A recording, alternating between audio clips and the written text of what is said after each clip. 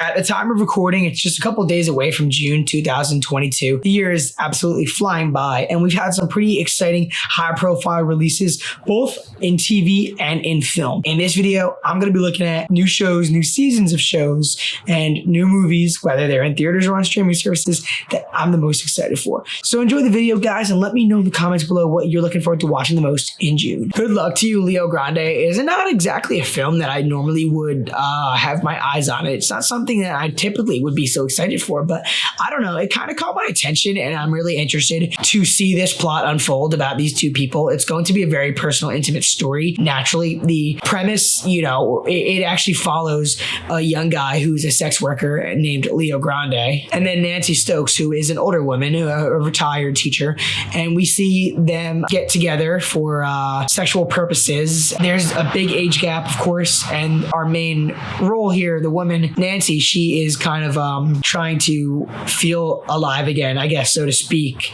sexually, and the connection that they shouldn't have is formed. So yeah, wherever we go with this film, who knows where they're going to end up, but it seems like an unlikely bond that is going to happen, and it kind of seems like it could be a delight to watch. So I am actually pretty interested to see this unconventional story kind of unfold. I think it might really, hit some strong emotions for sure. So Fire Island is a new Hulu film coming out in June that I think looks like it's going to be kind of delightful. It looks like it's going to be very funny. So the film is definitely exploring themes of homosexuality as we follow two characters going on a fun summer adventure. The trailer, gives off these very fun summer vibes and stuff, and it is very much so about them being gay. So hopefully it does a good job at exploring conflicts and just expressing themselves, and some interesting characters in here. Fire Island looks like a lot of fun, so I'm gonna definitely be checking it out this month. Jurassic World Dominion seems to be the last of the series, and it's going to be bringing back the original cast to really tie things together in the story. And Jurassic World Dominion has a story that follows up, the events of the last one, Fallen Kingdom.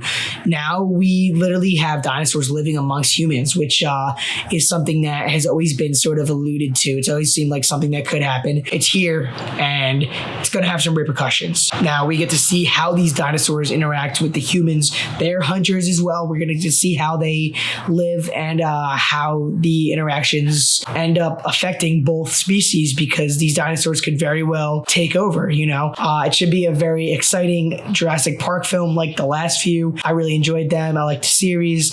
They're going to be very big, and it's going to be pretty epic, I'm sure. Netflix's Spiderhead is releasing in June, starring Chris Hemsworth and Miles Teller. This film looks very exciting. We have a state-of-the-art penitentiary and a couple of inmates here who are dealing with some pretty high-level stuff. There is some mind-altering drug use and human experimentation, some crazy stuff going on in Spiderhead, and we're going to get to see a story unfold in this prison and see what the people behind all this are doing, what goals they're trying to achieve, and the results they're going to get. I like a prison story. I like stories that deal with people doing inhumane things in prison, if that makes sense. I've really enjoyed stories of that nature. So I'm looking forward to seeing what Netflix does here. I'm looking forward to Hemsworth and Teller in this film, and I think that you guys should definitely be checking out Spider-Head when it comes out on June 17th. Miss Marvel is the next MCU show. I mean, we are getting so many new things on Disney Plus, and Miss Marvel could be really good. It also might not be for everybody. It's definitely going to be a bit of a young adult drama. This is a young character, Miss Marvel, Kamala Khan. It is yet to be seen how the show is going to perform. I know that a lot of people are a little more skeptical, but I'm super excited to see what they do. The Avengers game obviously is decent, but the character, I learned most about her playing that game, in my experience. And I feel like there's so much potential for her. She seems like she's going to be really fun, and this show seems like it's going to have a lot of heart. It should be a pretty interesting way to bridge the gap with some more Captain Marvel stories for the eventual sequel, The Marvels. And we'll see, maybe some Inhumans will have some sort of factor in here now that we have Black Bolt in the MCU, the connection between Miss Marvel and the Inhumans. I'd hope to see that we can explore that. Also, we might get to see some sort of a cultural and ethnic diversity and an exploration of that in a narrative here. So I'm hoping that it delivers. Miss Marvel looks pretty decent. We'll see what happens. I've only vaguely heard of this Marcel The Show, but this A24 film, Marcel The Show with Shoes On, is coming out in June, and I'm really looking forward to it. Pulled at my heartstrings watching the trailer. I love what the trailer depicted, what it shows, and what it seemed like this film was going to be standing for. And I feel like it gave us the vibes that we were going to be getting in this film.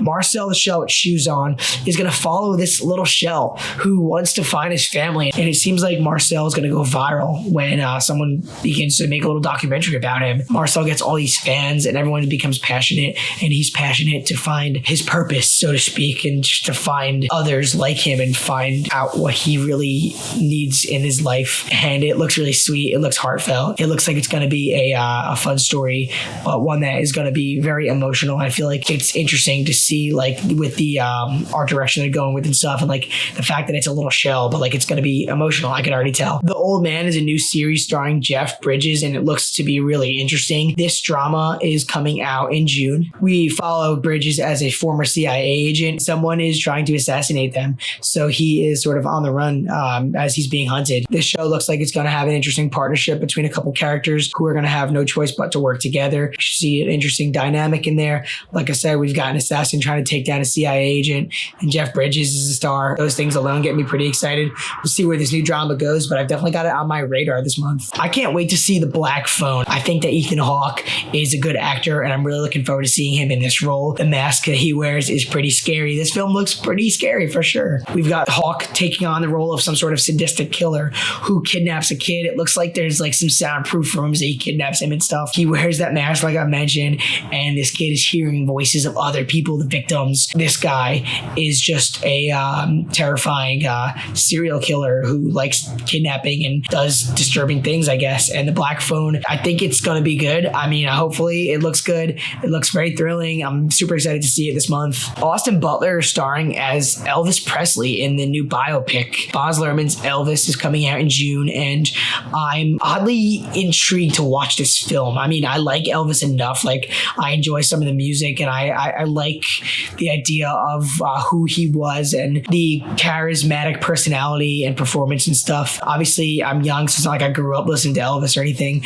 but I don't know. This film looks good. Like, I hope it does deliver. Biopics are a little hit or miss sometimes, and I've seen some stuff recently talking about how this film should be rated R because the real life that Elvis lived was, rated R, so to speak. Like, things happen that you might not get to show in a PG-13 film. Obviously, it's yet to be seen. I hope that this depicts the story of who Elvis was in all of the good and bad. And I think that this actor, Austin Butler, looks like he's going to play the part really well. The music is obviously going to be a delight in this film. It's going to be really enjoyable just for that alone. Kind of like a lot of like musical biopics. I feel like I'm really excited to see what Pixar's Lightyear is all about as someone who naturally enjoyed Toy Story and Buzz Lightyear, of course. I'm excited to see a new take on this character and a different story because this is not about the toy.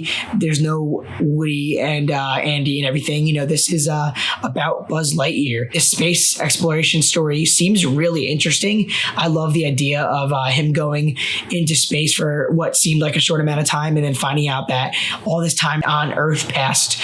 And it should be a pretty cool story about the traversal in there. And of course, we see Zurg and everything. A story about these characters and the dynamic between this team.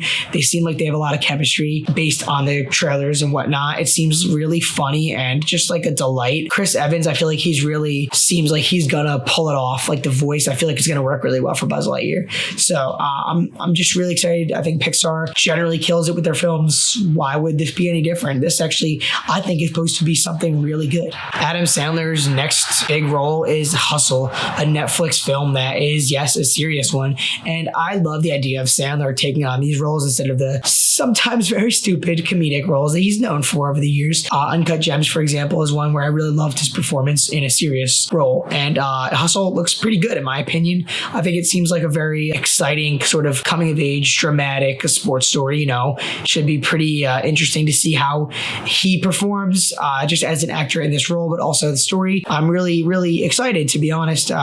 We've got a basketball scout who's kind of been down on his luck and washed up, and he's trying to to get some people to see him again. He's trying to get a player up to the NBA potentially, and he's doing everything he can. And it's about, as the film would state, hustling, the grind and everything. Talks about obsession and being obsessed with the game that matters. So it looks like it's going to be very intense in the fact that it's a sports story about people really pushing their limits and trying to be the best. So I like a good sports story like that. The Boys is back. One of my favorite shows. I loved season 1 and season 2 of this Prime original. The characters are really interesting, three-dimensional. We've got superheroes doing absolutely horrific things. We've got very conflicted characters, people wanting to be heroes, people creating heroes, publicizing them, and it's such an interesting world.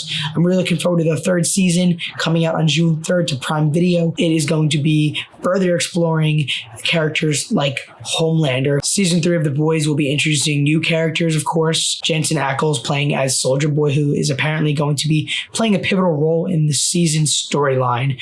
We're going to be picking up where things left off in that exciting ending of season 2, seeing what Huey and the boys are going to do next here. Ryan is, of course, growing up, and I'm sure that some crazy things are going to happen with this kid, especially with who his parents are. There's going to be a lot of violence and blood and gore. They promised that. So can't wait to see what this season has in store for us. I'm sure it's going to be crazy. So that's pretty much it. I mean, there's a lot of other films and new seasons to shows coming out in June. A few shows that I've never seen yet, unfortunately. So I can't speak for season 3 of something I never watched. And then there's a few movies. I might have missed some good stuff coming out this month that you guys are excited for. Like I said in the beginning, let me know in the comments below what you're watching, whether it's on Netflix or Prime Video, Hulu, HBO Max, whether you're going to the theater, whatever, it doesn't matter, streaming or not. What are you excited to watch in June of 2022? Share me all your thoughts, guys, and consider subscribing for some more film and TV content like this. All right, guys, I appreciate your time here always.